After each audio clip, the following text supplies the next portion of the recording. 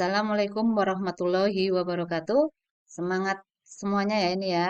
Oke, hari ini kita akan membahas terkait dengan TKA mata pelajaran matematika, yaitu salah satu mata pelajaran wajib di TKA selain bahasa Indonesia dan bahasa Inggris.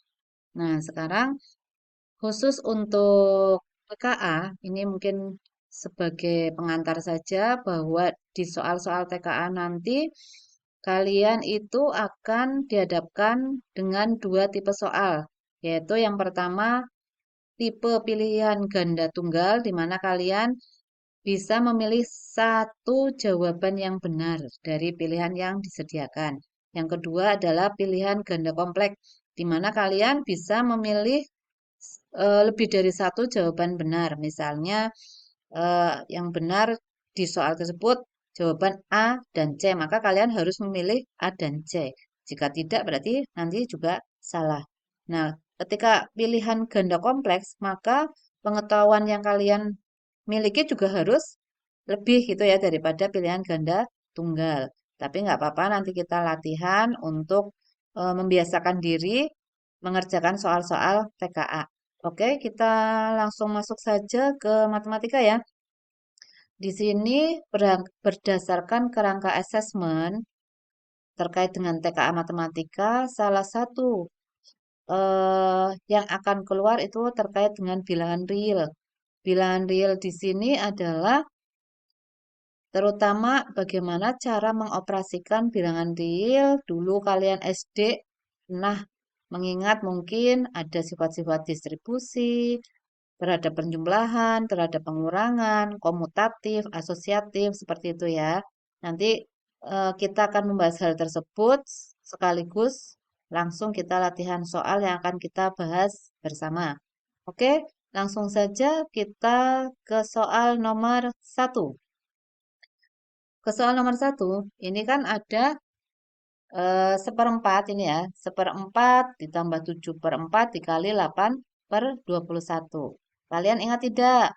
Dulu ketika mengerjakan soal seperti ini, maka apa yang harus kita kerjakan dulu? Mana yang harus kita kerjakan dulu? Yang harus diingat adalah ketika ada tambah, ya, ada tambah, kemudian kurang, kali, bagi, maka yang harus dikerjakan ini dulu. Gitu ya. Baru yang ini. Ini yang kedua. Nah, contohnya di sini, soal nomor satu. Ini kan seperempat ditambah 7 per 4 dikali 8 per 21. Berarti mana yang harus kita kerjakan dulu? Yaitu yang kali, ya. Jadi kalian jangan terjebak. Walaupun walaupun di sini yang ditulis seperempat tambah 7 per 4 dulu, tapi yang harus kita kerjakan yang ini dulu. 7 per 4 dikali 8 per 21. Begitu ya. Oke. Nah, sekarang mengerjakan yang ini dulu. Kalau ada perkalian, apa yang harus dilakukan? Apa yang harus diingat? Kalau perkalian yang harus kita kerjakan adalah pembilang yang di atas kali pembilang. Ah, kemudian dibagi penyebut kali penyebut. Kalau nanti jumlah sama kurang baru menyamakan penyebut ya. Kalau ini tidak menyamakan penyebut, tapi mengalihkan pembilang dan pembilang, penyebut kali penyebut. Nah, sebelum kita mengalihkan atas kali atas, bawah kali bawah, biar cepat kita, kalau matematika, selain kita bisa tepat menjawab, juga dituntut untuk bisa cepat. Ya, jadi harus cepat dan tepat. Kalau hanya cepat saja tapi nggak tepat, nilainya juga sedikit. Kalau tepat tapi lama. Misalnya soal 10 kalian hanya dapat 2, nilainya juga nggak bagus kan? Nah, maka di sini kalian juga harus berlatih bagaimana cara mengerjakan cepat.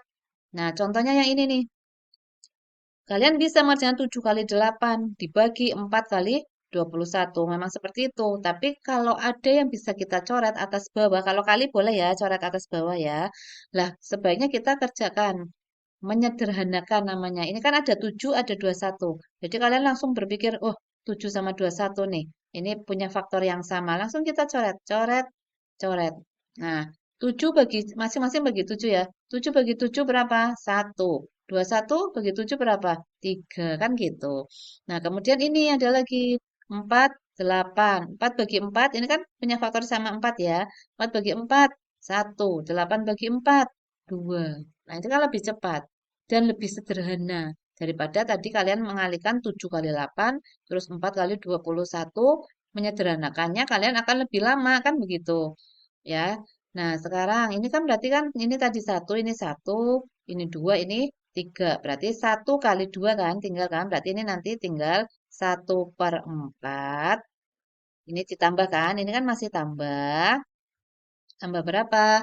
Berarti tambah 1 kali 2 berapa? 2 per, ini kan 1 kali 3 berapa? 3. Begitu ya. Kemudian ini kan penjumlahan.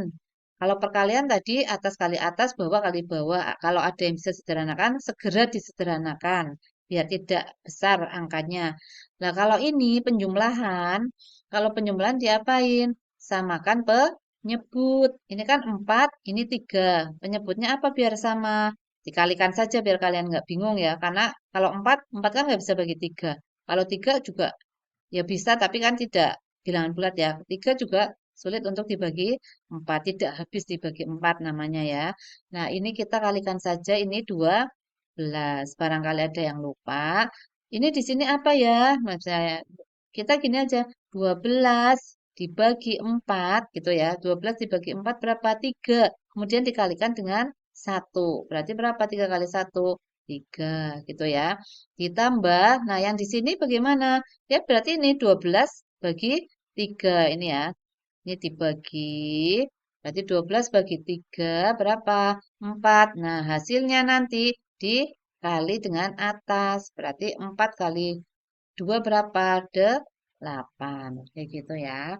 Berarti ini nanti akan sama dengan 8 tambah 3 berapa? 11 per ini berapa? 12. Apakah ini bisa disederhanakan?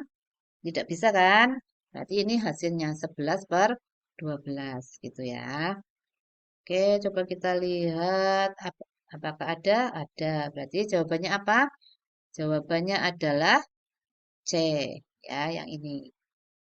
Ini adalah tipe soal pilihan ganda tunggal ini namanya. Hanya ada satu jawaban benar.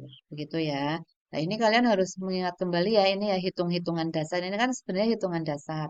Nanti kita langsung aja kerjakan soal berikutnya. Nanti kita juga, ya saya akan mengingatkan kembali bagaimana cara menghitung hitungan dasar tersebut. Oke, next kita lanjut ke nomor 2. Nah, ini coba. Ini soal cerita nih. Suhu di puncak adalah -7 pada pagi hari. Begitu ya. Siang harinya suhu, berarti kan gini ya. Kita, nah ini kan -7 awalnya. Ini di puncak nih. Kemudian itu pagi hari. Nah siang harinya suhu naik sebesar 12,5 derajat. Berarti kalau misalnya nih, bukan 12,5 lah. Misalnya saya bilang, suhunya naik 2 derajat. Berarti sekarang suhunya berapa? Misalnya naik 2 derajat ya. Ya tinggal -7 tambah 2 kan? Gitu loh. -7 tambah 2 berarti -5. Karena naik 2 derajat sih. Kalau suhunya naik 7 derajat. Berarti tinggal ditambah 7. Berarti -7 tambah 7. Berarti sekarang 0 derajat. Nah sekarang dari -7 derajat Celcius ya ini ya derajat Celcius. Nah, ini jadi naik 12, sebentar, sebentar. Maaf, saya gini aja. Nah, nah ini kan nah ini naik berapa? 12,5 derajat. Berarti tinggal diapain? Ditambah ya. Ini tinggal ditambahkan. Nah, sekarang coba perhatikan. Menambahkan -7 ditambah, ini kan berarti -7 ditambah 12,5. Untuk gampangnya, -7 tambah 12,5 kalian gini aja lah. Utang 7 dibayar 12,5. Kira-kira masih utang apa berlebih? Berlebih kan? Gitu loh. Nah, berlebihnya berapa? Orang utangnya 7, bayarnya 12,5. Berarti berlebihnya ya tinggal 12,5 kurangi 7. Bisa nggak ya? 12,5 kurangi 7. Kan begitu. Berarti ini 5 ya. 12 kurangi 7 berapa? 5 kan? Nah, ini berarti ini adalah di sini berarti dia naik jadi 5,5 derajat Celcius setelah naik 12,5. Lalu malam hari turun lagi. Nah, kalau turun berarti min. Kalau naik kan berarti ini tambah tadi naik. Naik sih. Nah, gitu kan. Nah, kemudian malam hari dia turun. Nah, ini turunnya berapa? 5,5 derajat Celcius. Kan begitu. Karena malam hari dia turun ya. Turun berarti kan minus ini. Nah, ya udah berarti 5,5 karena turun kurangi 5,5 derajat. Kalau pengurangnya sama persis kan tinggal hasilnya berapa? 0 derajat ya. 0 derajat Celcius. Berarti ini jawabannya. Yang mana? Yang C. Ini juga masih soal pilihan ganda tunggal. Begitu ya. Oke, lanjut. Semoga kalian paham ya. Lanjut nomor berapa nih? Nomor 3. Sebenarnya ini sederhana.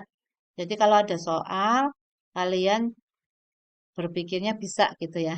Jangan berpikir, waduh, soalnya sulit nih. Aku nggak bisa, jangan gitu. Harus semangat, harus optimis. Saya bisa yang tenang pikirannya. Kemudian coba analisis soalnya, dianalisis. Kalian coba masuk ke dalam cerita tersebut. Kalau soalnya cerita yang tenang, kalian misalnya di sini nih, suatu kegiatan OSIS membutuhkan 1.200 kursi. Nah, kalian anggapnya siswa OSIS tersebut ya gitu, siswa yang ada di kegiatan tersebut gitu ya. Dalam 15 menit, satu siswa bisa memindahkan 10 buah kursi. Nah, berarti kalian harus bayangin dong, 15 menit kalian bisa memindahkan 10 buah, satu siswa 10 buah kursi. Maaf, dalam ruangan ke tempat kegiatan. Jika persiapan dilakukan selama 3 jam dan hanya tersedia 10 siswa, apakah persiapan bisa selesai tepat waktu? Nah, ini kan pertanyaannya seolah-olah kita nggak suruh ngitung. Padahal kan untuk menjawab soal tersebut kan kita harus berhitung. Ya. Nah, ini coba kalau misalnya kita urat-urat aja ya. Misalnya, maaf saya menggunakan ruang kosong di sini. Ini untuk membahas nomor 3. Nah, ini nomor 3 ya di sini ya. Nomor 3. Jadi dalam 15 menit satu siswa gitu kan. Ini berapa kursi yang bisa dipindahkan oleh satu siswa ini? 10 kursi. Ini waktunya 15 menit kan begitu. Ini lambang menit ya. Nah, kemudian ada berapa siswa sih? Ada 10 siswa. Kalau satu siswa itu 10 kursi, berarti dua siswa berapa kursi? 20 ya, tinggal kali 2 ya. Nah, kalau 10 siswa berapa kursi? 10 siswa, tinggal 10 kali 10. Berapa yo? 10 kali 10, 100 kursi. Gitu ya. Ini untuk 15 menit. Nah, sementara ini yang ditanyakan kalau 3 jam selesai apa enggak? Kayak gitu loh. Dengan hanya 10 siswa dan satu siswa hanya bisa memindah 10 kursi dalam 15 menit. Nah, kita hitung 3 jam 3 jam karena ini dalam menit ya. Mana ini kan dalam menit jadi kita ubah menit juga. 1 jam itu berapa menit? 60 kan? Berarti 3 jam 3 kali 60 menit. Berapa yuk? 180 menit gitu ya. Nah, berarti kalau 15 menit kan untuk 10 siswa berhasil 100. Nah, karena 180 berarti tinggal 180 menit dibagi 15 menit kan begitu. Jadinya ini berapa nih? 12 ya. Jadi ini 12. Nah, udah. Kalau misalnya, nah ini berarti untuk apa? Untuk yang 10 siswa itu 100 kursi, berarti kalau misalnya untuk 15 menit, berarti untuk, ini kan berarti 15 menitnya kan 12 kali. Berarti nanti kan 12 tinggal dikali, untuk 15 menit kan 100 kursi, berarti untuk 12 kalinya berarti tinggal 12 kali 100.